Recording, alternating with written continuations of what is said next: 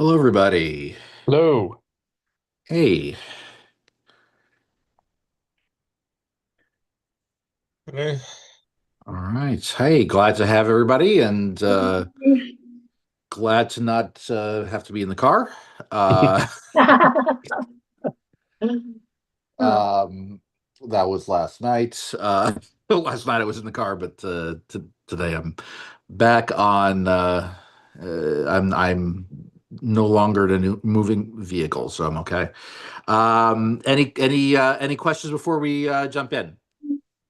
No, I was thinking though, it's amazing in the, I think, year and a half that you have done the Thursday missive and the Friday video. You have not missed a single one. I appreciate it. Thank you. Not a Yeah. single one. I don't know who has that kind of a track record. That's really awesome. Thank you. Thank you. That's, Yeah, it's a lot of work to do that. So, yeah, I mean, it does. I mean, like, and it's what helps is that um I mean, like, I have, I said reminders for myself and everything like that. And right, also right. every once in a while, like if I know I'm gonna have like the end of the week is gonna be crazy, I try to do it in advance. Uh-huh. Oh, that's good. So, like in fact, like when I go to when I've gone to Ramah, Uh-huh. I've usually written all my blog posts, ahead of the time so that Oh, I don't have to think about it. that's really awesome. I mean, I admire it because I know what it's like to be on a schedule. I did it for a long time, and to be able to do that week after week, just like that, it's really something. So thank you for Oh, doing that.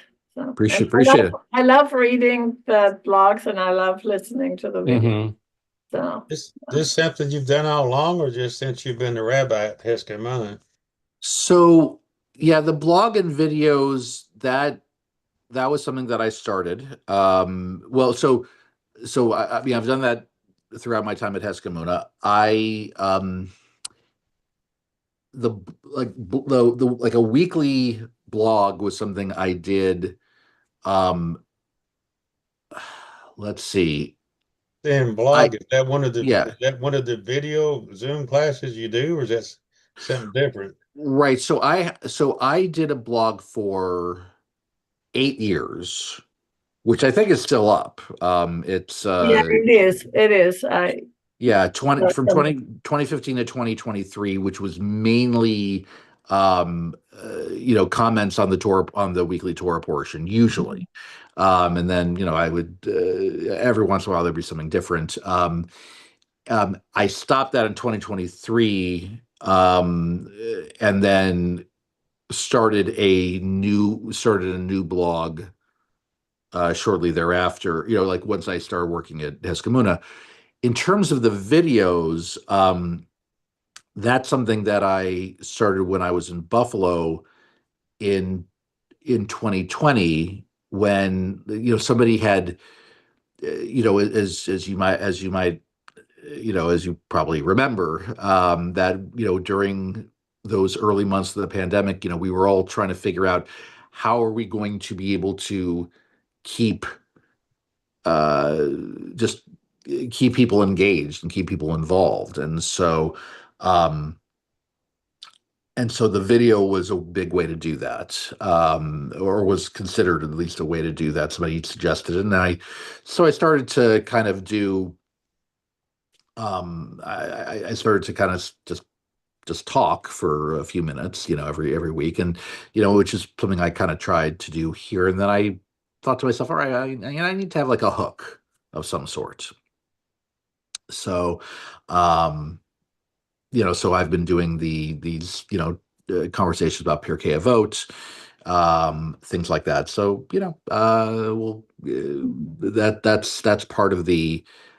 that's part of the idea, and hopefully it's just something that keeps everybody engaged at least in some way, from week to week. It's like a shot in the arm, kind of. I mean, like a B Yeah. vitamin shot. It's uplifting. Yeah, I agree. So I agree. So, and it's nice. You always have a hook. and then you go from that, and I really like that. Appreciate it. So, yeah. Thanks. Yeah. So, And I was cleaning out my email and I was going through them and I was thinking, there is not a week that you miss something. And so yeah, to me that's really something, because I know what it's like when you have to do something weekly. It's like you finish it and then the next week's already here again, and you have to do it already again. And especially like if you had to do some of them early, right? Then you finish one and you have to go to the others. That's not an easy thing to do for a long period of time. So. Thanks. Yeah, and one thing I have to do, I mean, and every once in a while, like, I mean, yeah, I have to alter the schedule of when I release Right. stuff based on when the holidays are, Uh-huh. because I'm not gonna publish something when it is a Yom Tov. Right.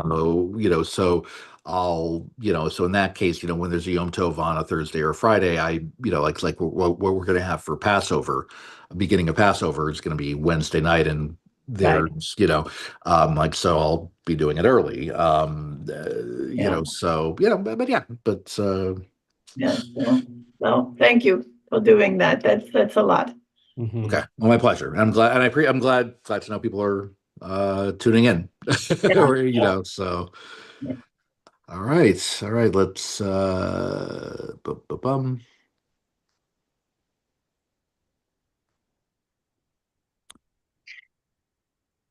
Okay.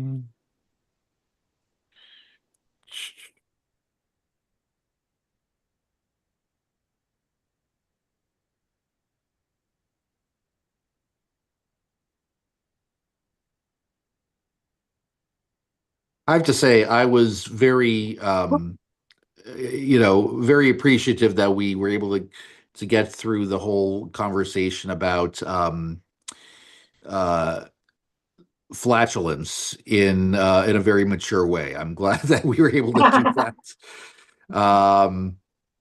Although I've got to say, I mean, so I teach at Camp Rama in Camp Rama Jerome in Georgia in July, and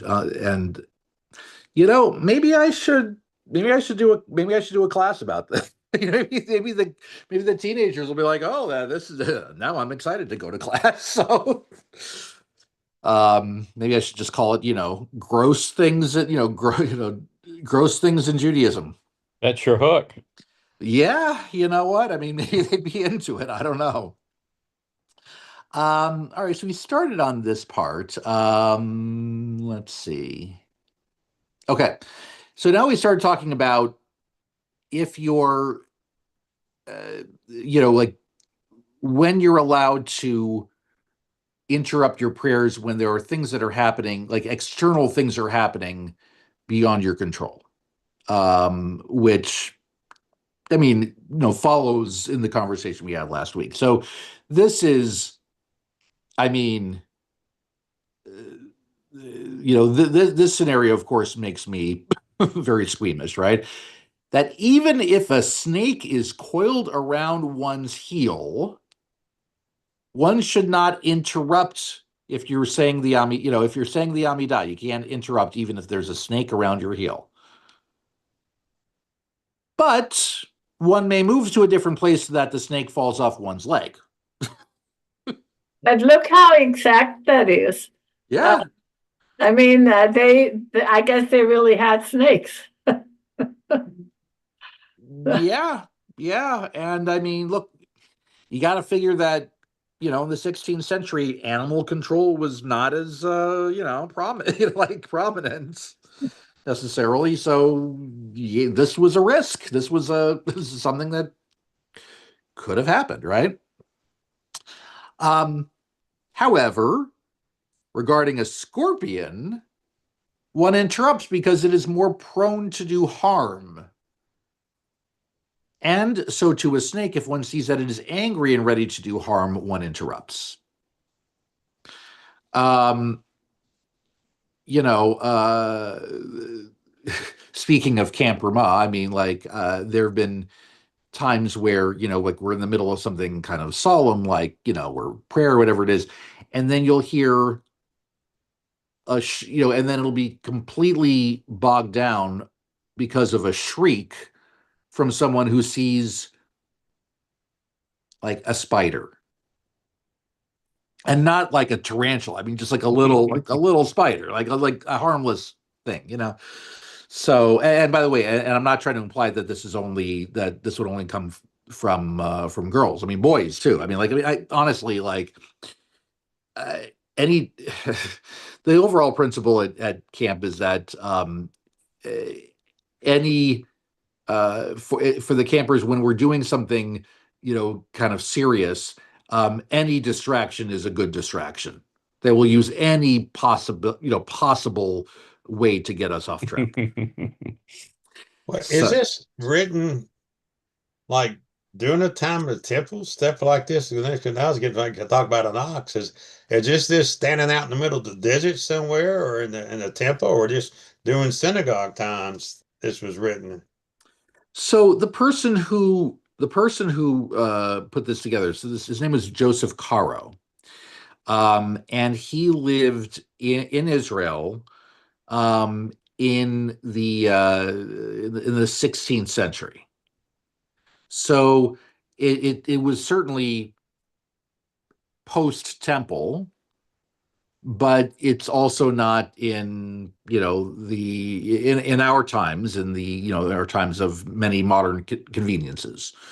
Um, and so yeah, so it's kind of in between there, and um, but his in terms of his sources, though, I mean, some of his sources go all the way back to the Talmud. I mean, the idea of what he was trying to do and compile these law codes is to essentially, um, uh, you know, put into order, sort of methodically go through every rule you could think of in terms of how you do how you live Jewishly.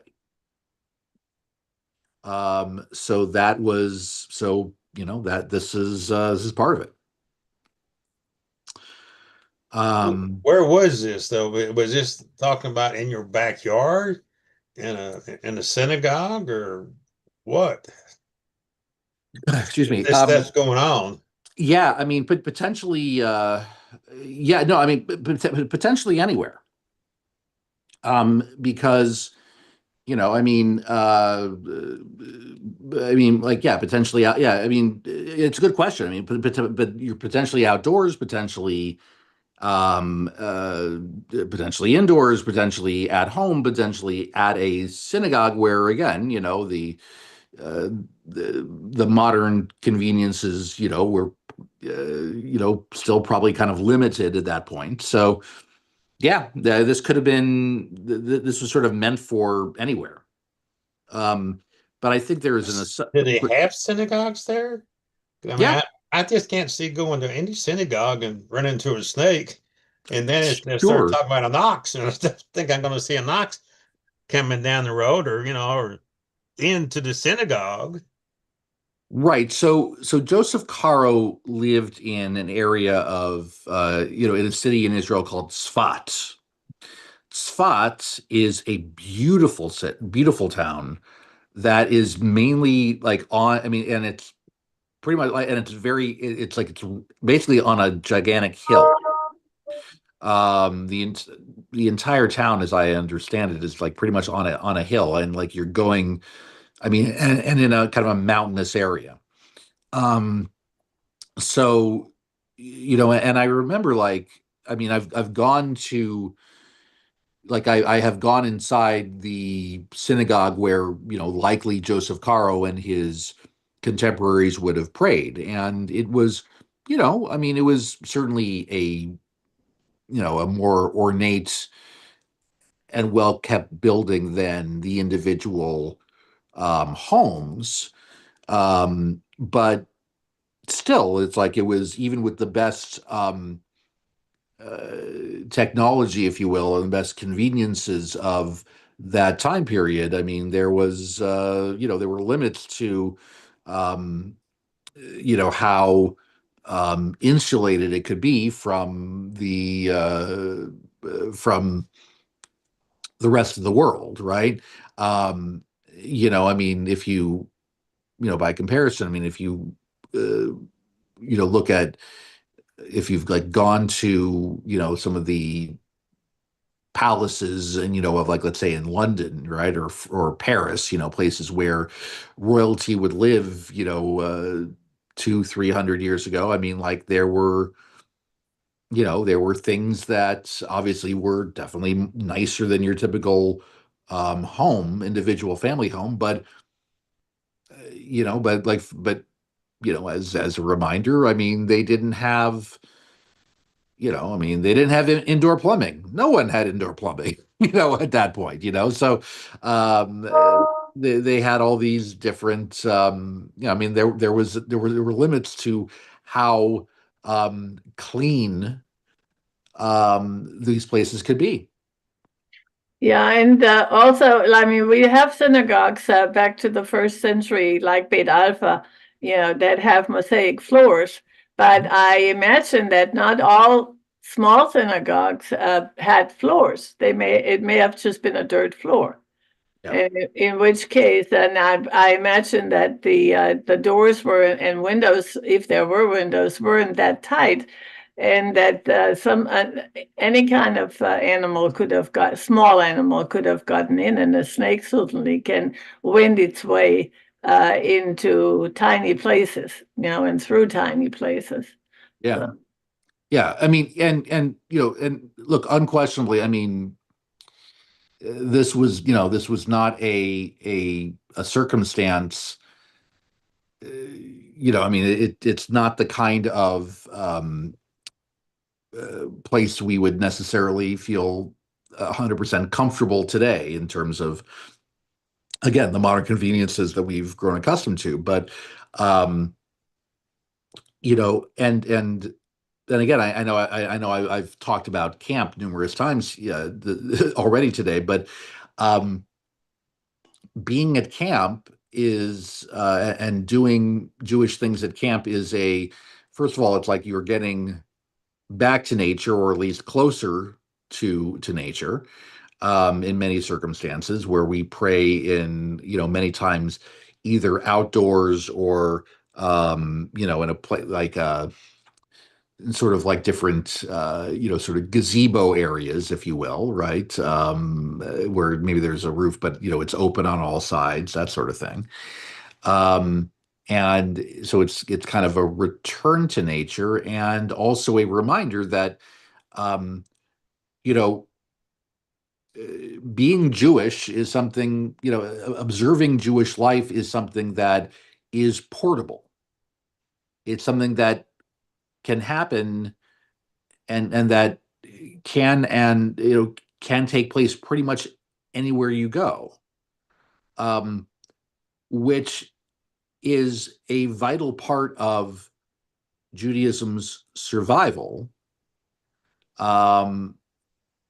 When you think about our history of wandering and having to abandon certain communities because we weren't welcomed there, or worse.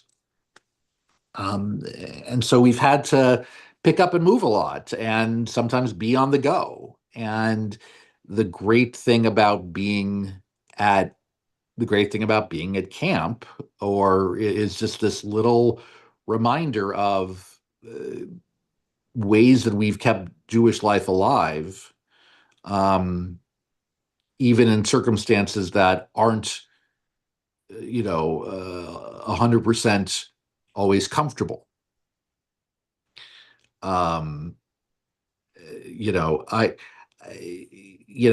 it's important. I mean, it's important to remember that, because to borrow a phrase from the stand-up comedian Jim Gaffigan, I'm what you would describe as naturally indoorsy. I'm not a big I'm just not. I don't do a lot of outdoor return to nature activities. And I will also acknowledge that of the different Ramah camps, which there are, about more than a dozen around around North America. Um, Ramah Darom is probably the most comfortable of those camps. I mean, they refer to it sometimes as Spa Ramah, because there are certain conveniences that are there that do not exist at other camps, and at other Ramah camps. So I don't want to make it sound like, I'm going to camp and I'm going to I'm roughing it, or anything like that. It's not the same. Maybe closer to what you might call these days glamping, where you're commuting with nature up to a point. Um, but there are still enough elements there that are, very much in, very, very, where you are a bit closer to the natural world and reliant on the natural world. No room service. No room service. That is Ah. correct. Are you talking about what along Ramah I knew, but I didn't realize more is the one over in North Carolina. It's got like a big high-rise hotel, but it's also got barracks. So yeah, so the one, Is that so, the one you're talking about, or so yeah, so yeah, Ramah Darom, this is in, it's in Clayton, Georgia. Yeah, I think okay, Will is talking about Hendersonville, I think. Oh, Hendersonville. Okay. it Yeah. wasn't that fancy. It was out in the mountain areas. The men's club went there for a weekend, Yeah. but it was, the barracks were barracks I had in the army, and the hotel looked as good as any hotel I've ever seen. But I didn't stay in the hotel. We just stayed in the barracks, and it was practically empty. Sure. No, and yeah, and that's right, because no, they do have men's club retreats there, from time to time, and yeah. So I mean, these are nice facilities. I mean, to me, I think the thing that makes a big difference there. I mean, it is also like an year-round retreat center. So different places have different, gatherings for, different occasions and all that. Um, to me, the thing that makes the biggest difference is that, so many places have, so many, the buildings all have air conditioning, which is not necessarily something we associate with, camp. But um, anyway, so it's a good thing. Okay, this next one. If one saw an ox approaching one, meaning like, yeah, if an ox starts, charging at you, or, even, sidling up to you, you interrupt your prayer. I think and reasonably so. For we distance from a regular ox, i.e., one that is not accustomed to doing harm, 50 cubits, and from a forewarned ox, meaning one that will do harm, as far as one can see. Now, I don't know that if an ox starts walking toward you, that you can necessarily tell whether they are an ox that does harm or an ox that doesn't do harm. I mean, I don't think there's really I don't know how one would determine that. Maybe somebody who knows better than I would say. Um,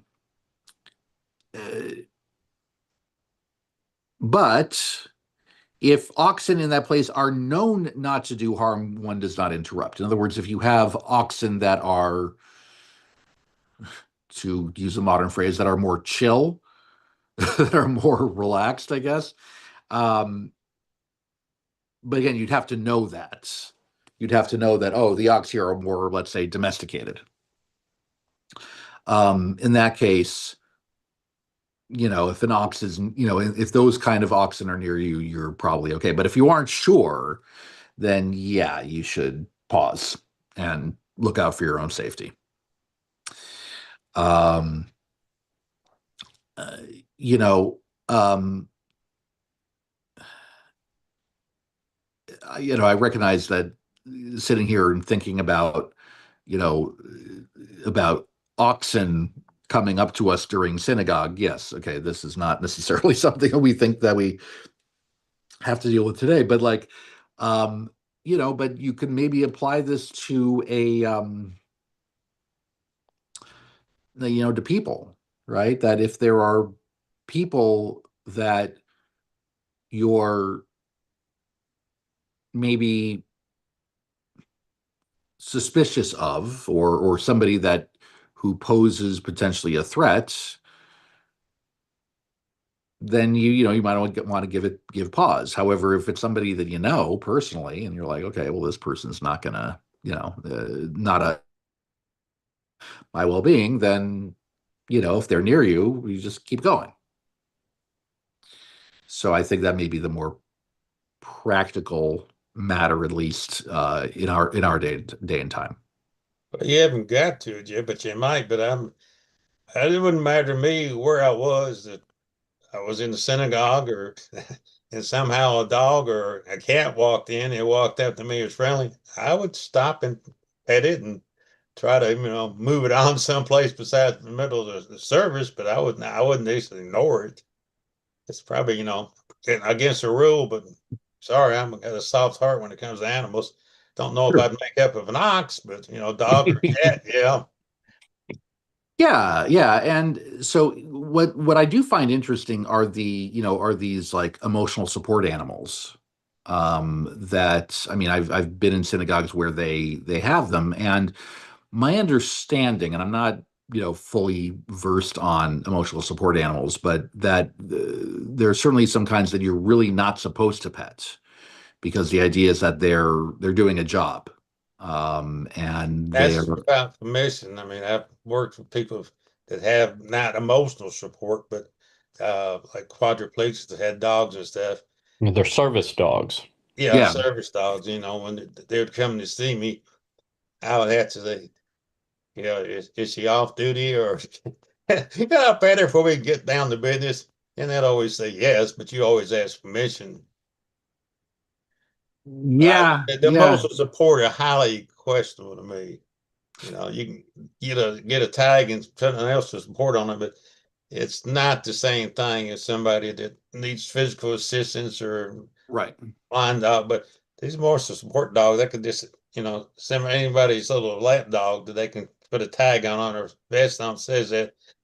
That'd be interesting. I guess that'd be the rabbi's problem to deal with that when they came in. Yeah. I mean, it's like, my feeling is that, like, uh, if they truly are, I kind of, I'm sort of, I sort of like proceed with caution when it comes to that sort of thing, where it's, in other words, if people are saying, okay, this is, my emotional support animal, it's like, all right, well, uh, emotional support animals are there for that person. So, the presumption is that they're not going to be interrupting the flow of anybody else, right? And so it's like, all right, well, if they're there to help you, and if they're not disturbing other people, okay, right? But if they were to start barking or meowing or whatever it is, like, then it's like, all right, well, then this isn't the place for it. I do find I have heard from a couple of different people of there is a trend. I don't know how widespread it is, but there have been a couple of circumstances where people would walk around with, I kid you not, their emotional support chicken. Do they swing it above their heads? No. It's like, I could understand emotional support chicken soup. Hmm? I thought But you were going to say all of foo-foo dogs is usually what they are. Somebody's this little foo-foo lap dog. My dog's a more support dog, but she stays home. She doesn't go places with me. yeah, I do think, and it's like, and listen, I mean, uh, at the risk of sounding anti-animal, which I'm not, um, I do think that there are times and places for one to bring one's pets in general, right? I mean, like in other words, like if it hasn't been like medically licensed as something, um, uh, I'm a little more skeptical of that. Uh, but again, I think I think there is a place for it. It's just the important thing is to not abuse it. So, um, okay. Anyway, so that's presumption. I'll say this. I can't imagine that that anybody in those days was walking around with an emotional support oxen. I'm guessing not. Okay. Or Yeah. All right. In All right. So now getting back to the what you do if you get interrupted, right? I mean, in other words, like we've talked about different sources of interruption, but what do you do when you are like, how do you proceed with the prayer? In any circumstance where one is interrupted, if one delayed long enough to finish all of it, in other words, all of the Amidah, then you need to return to the beginning, right? In other words, let's say it takes you, I don't know, 7 minutes typically to say the Amidah. I'm just throwing that number out there. It takes you 7 minutes. If your interruption is 7 minutes or longer, then the idea is that no matter how far you got into it, you should just go back and just start from the beginning. If not, then you return to the beginning of the blessing that was interrupted. So if you were on, the fourth blessing or whatever it is, but it was a relatively short interruption, you just go back to where you were. And if one interrupted in one of the first three blessings, one returns to the beginning. So just, and just to make sure we're on the same page, we're talking about the first three blessings. The first one, commonly known as Avot, or today, Avot or Imahot, right? Meaning saying that for the sake of our ancestors, please remember us. The second one being Gvurot, all the different ways that God does sort of acts of heroism and what have you. And then the third one being the Kedusha, right? The statement of God as a holy being. Those three blessings are standard in every Amidah that we do, right? There may be additions to those prayers depending on, the time of year or the service or everything like that. But every Amidah is going to have those first three topics as the three blessings to start with. So those three blessings are really considered, like they're really kind of part one of the Amidah, if you will. So if you haven't gotten through part one when you were interrupted, go back and start part one again, because it's really they are three distinct blessings, but they are intertwined in a lot of ways. Or they really do make up they make up their own units. If it was in one of the latter ones, meaning the last three blessings, right? The last three blessings, which we do have in every Amidah, which is the one in which we thank God for the ability to serve God, to do acts of service, then the modim, the prayer that is saying thank you to God, and then the last of those is shalom, the prayer for peace, praying for peace, right? Those three blessings are at the conclusion, or at least near the conclusion, of every Amidah, regardless of the time of year, regardless if we're adding different statements depending on it is, but those three ideas remain at the end or near the end of every Amidah. So if it was one of the if you were in the middle of one of those three last ones, you go back to the beginning. One returns to the blessing of Ritzeh. Ritzeh is the first word of that last of that unit. So go back to the beginning of that unit if you are interrupted at that point. Questions about that? Does that seem clear enough? Mm-hmm. Okay. All right. Now, all right, depends, when we talk about like how long this all takes, right? Or the length of the interruption. The thing we said that if one delayed long enough to finish all of the Amidah, we calculate that time based on the speed of the one reading or praying. Right? In other words, not everybody goes at the same pace. If one conversed, if one talked to somebody else during the Amidah prayer, the law regarding the matter of returning to an earlier part of the prayer is like the law regarding interruptions mentioned in this in this unit here. In other words, if you were for whatever reason in a position where you had to talk to somebody, then you go back to the part as was outlined just before. Hey, this is Riley Johnson checking in from the underwriting group. I'd be here. Then, okay. This next part here is, one may not interrupt the Amidah, not for the responses in the Kaddish and not for Kedusha. Okay, so here's the circumstance that we're talking about.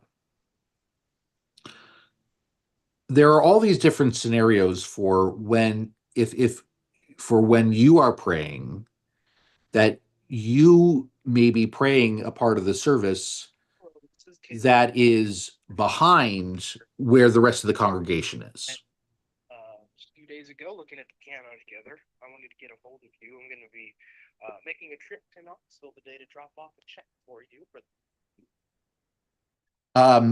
So, so then, so in that case,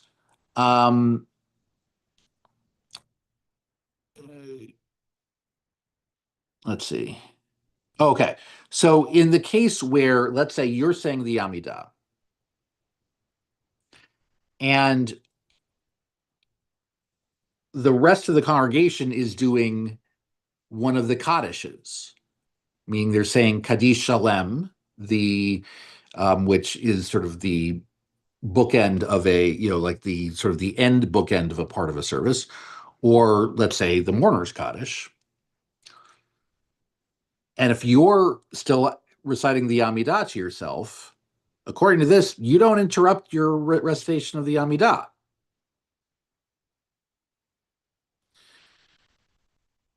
Instead, one should be silent and focus on what the prayer leader is saying, and it will be considered like one is answering. In other words, you're in the middle of praying the Amidah. Some people are, and then the rest of the congregation, they're saying Kaddish. You don't interrupt. In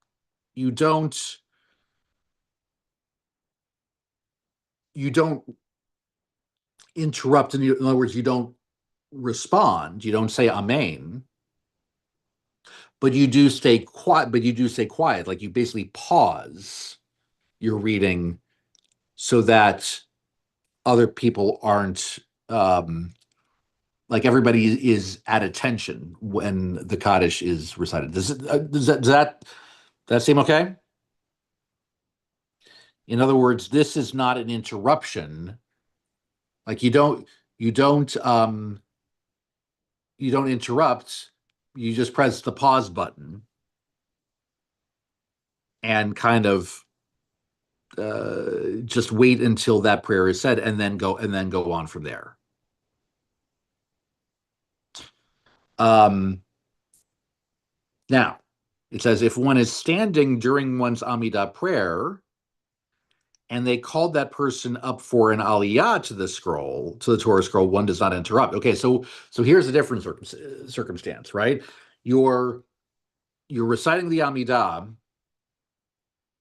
and then the congregation is doing the Torah reading. Mhm. And then they see you, and they're like, oh, come on up to say the blessings over the Torah. If they're saying the Amidah, they're entitled to finish it. So now I think people generally understand these days that, like, all right, well, if you're asking somebody to have an aliyah to the Torah, they're hopefully, you would only pick people who are kind of alert enough to know what's going on. I guess, if that makes sense. Yeah, I can see this happening. We have somebody who oftentimes comes late and will then do the Amidah, right? Yeah. And we may already have gone on. So I can see it happening, although probably a person who knows that, well, you don't really know before you come that you're going to have an aliyah. You have to be there to get one. Right. Unless somebody has your side, then they would expect to have an aliyah. So Sure. And I would say in that case, like if you're coming to synagogue late, which can happen for any number of reasons, and you're like, oh, okay, I need to have, I really want to have an aliyah because I have a yard site. I have, whatever reason that you're having the aliyah. My general sense, the general way I would approach it is, you probably just want to wait until after you've had your honor before going into the Amidah. Like, just, I think I think that makes the most sense. If you are, and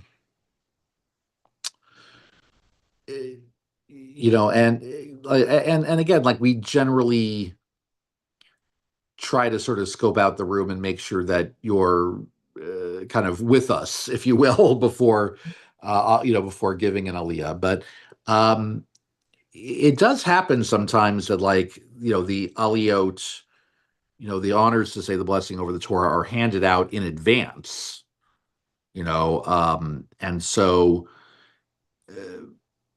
when they're handed out in advance, and then the person is maybe trying to catch up and not remembering that they have an aliyah, or when their aliyah is going to happen, and then suddenly they're in the middle of the Amidah, and you call them up, and it's like, I don't know. To me, it's sort of like, that's on them. It's on them too. You can only do so much, right? yeah, and somebody who is observant enough that they know that they should be doing the Amidah, if they're late, if they're, to catch up with everybody, they would also realize when their aliyah is. You would hope, yeah. Yeah. They're I mean, oh gosh, I remember this is years ago. I remember I was at one of my cousins, at a cousin's bar mitzvah in Canada, and I remember somebody got called up for an aliyah, and this is somebody, it was planned. We knew, they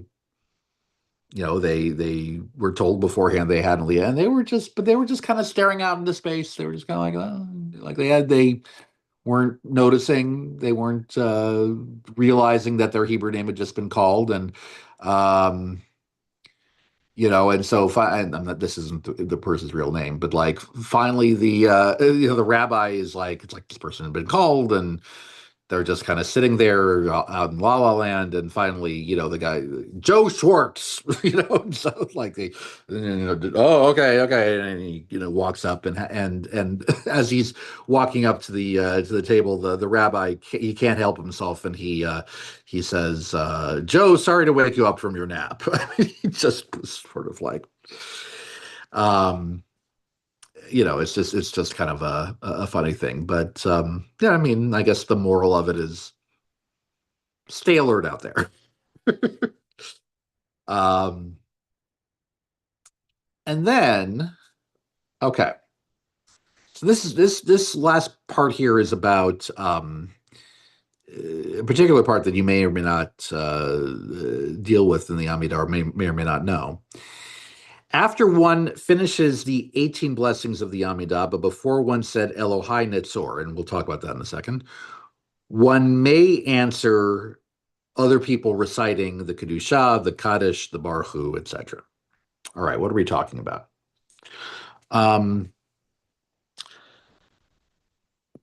Like I said, the last official blessing in the Amidah is the blessing for peace. There are numerous traditions to add an extra paragraph at the end of the Amidah,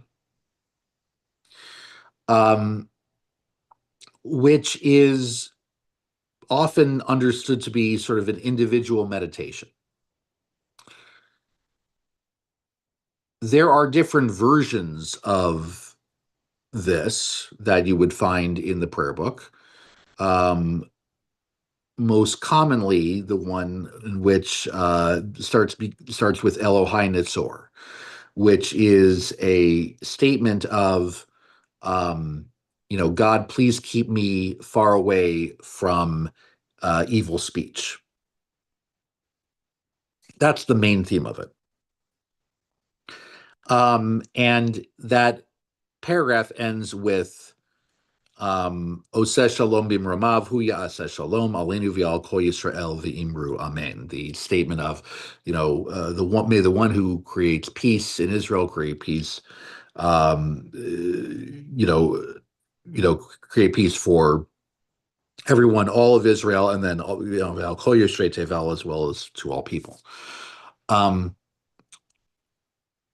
So that that statement, that paragraph, again, it takes different forms. It's not a uniform part of the Amidah. This is added stuff. Now, for some people, that paragraph is one of the most meaningful parts of the Amidah, because it's one of the few times that in the space of communal prayer, you have something that is said in the singular. It is a it's a statement of, in other words, it's like, God, will you grant me X, Y, and Z? Will you be able to grant me this? Not in a way that's meant to be overly selfish, but rather in a way to say, it's like we spend so much time doing communal prayers that individual prayers, sometimes get lost in the balance, and I'm glad there's a place for it. Anyway, so Elohai Netzor is not a uniform, sort of like a universal part of the Amidah. It's just, I would say, among the most, but it's common enough that a lot of people do it. So that's why, if you're in the middle of Elohai Netzor, since it's not an official part of the Amidah, you can interrupt that to answer other things in prayer that need responses.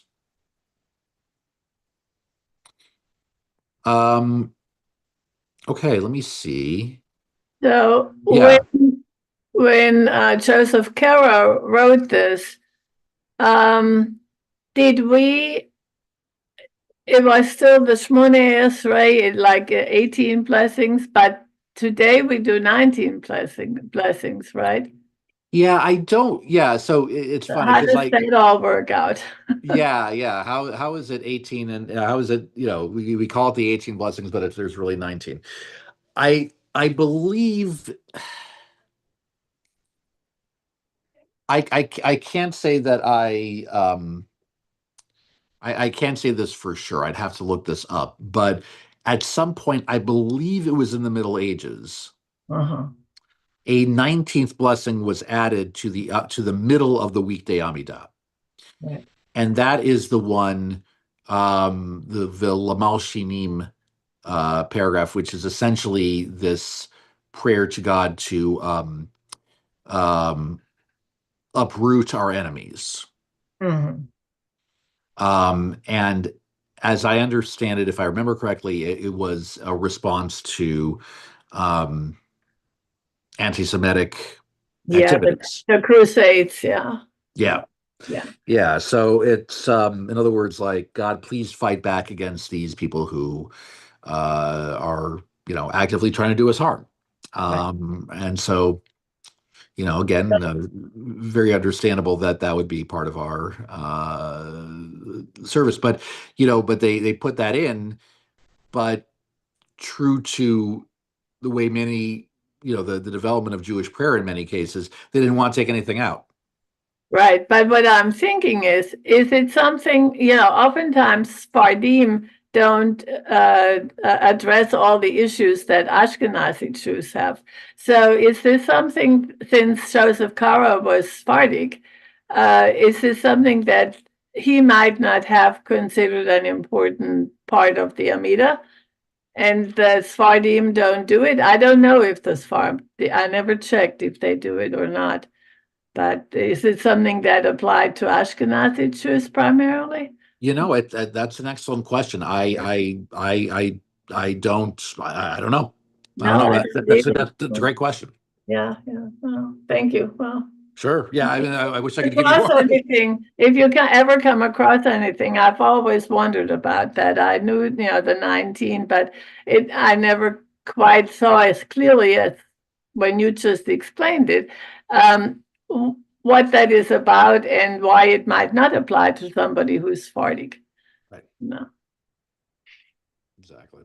So, all right. Well, I think why don't we, we're at a good stopping place. So if it's all right with you, why don't we call it a day? We are meeting.